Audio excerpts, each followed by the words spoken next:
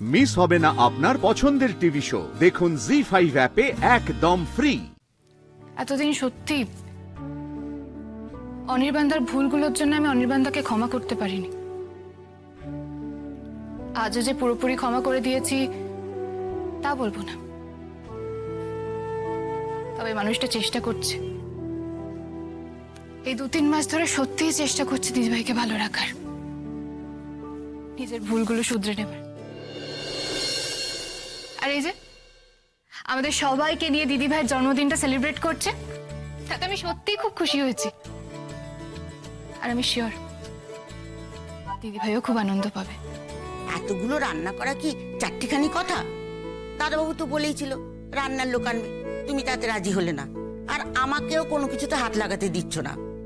আমি ভালোই বুঝতে পেরেছি দাদাবাবু আজ আমাকে বকবে। কোনো চিন্তা নেই তোমার, তোমার দাদাবাবু যদি বকে আমি তোমাকে বাঁচাবো, এটুকু ভরসা নিশ্চয়ই আছে আমার উপর। এই যে আজকে এতদিন পর সবার জন্য এত রান্না করছি, আমার যে আনন্দটা হচ্ছে সেটাই তো আসল, বলো? জানো নমিতা দি, বাবার কথা খুব মনে পড়ছে আজ।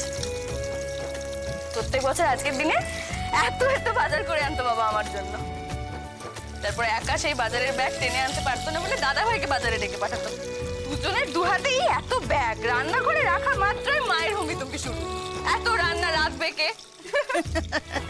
তখন নিশ্চয়ই তুমি কোমরে আঁচল জড়িয়ে হেসেলে ঢুকে যেতে। না না, আমি একা করতাম না, মা বৌমনি দুজনেই খুব হেল্প করতো আমাকে। আর বৌমনি ওই দিন আমার সব ফেভারিট ডিশগুলো আমার জন্য বানাতো, খুব মজা হতো। এই রে নমিতা দি, তোমাকে এত করে কালকে বলে রাখলাম রাত্রেবেলায় মটর ডালটা ভিজিয়ে রেখো, কিছু করনি তো, ভুলে গেছো।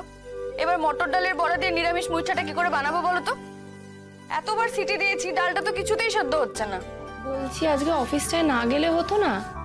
দুপুরে বেরিয়ে একটু কেনাকাটা করে নিতাম। অনেকদিন পর তো রায়ের জন্মদিনের সেলিব্রেশন হচ্ছে, একটু ভালো কিছু কিনতে গেলে দূরের মার্কেটটায় যেতে হবে তো। বুঝতে পারছি, কিন্তু অফিস ছুটি নেওয়া তো সম্ভব না। দেখো এখন কাজের প্রচন্ড চাপ, মানে কোনোভাবেই আমি অফ করতে পারবো না। দাও মা,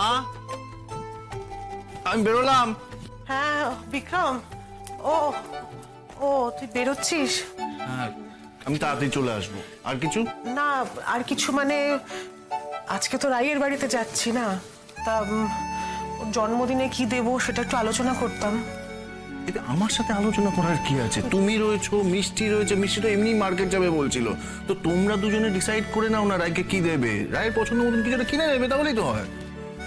দেখ বিক্রম, বিয়ের পর থেকে তো মেয়েটাকে ভালো কিচ্ছু দিইনি, ওই আমাদের দুহাত ভরে দিয়ে গেছে। তাই ভাবছিলাম বাবা একটু ভালো কিছু যদি দেওয়া যেত। আপনি ভাববেন না মা, আমি রায়ের জন্য ভালো কিছুই নেব। সে আমি জানি। মিষ্টি, আমার ক্রেডিট কার্ডটা তোমার কাছে আছে না? যদি দামি কিছু পছন্দ হয় তাহলে নিতে কিন্তু একদম হেজিটেট করবে না। জি5 ডাউনলোড করুন আর সব এপিসোড দেখুন একদম ফ্রি।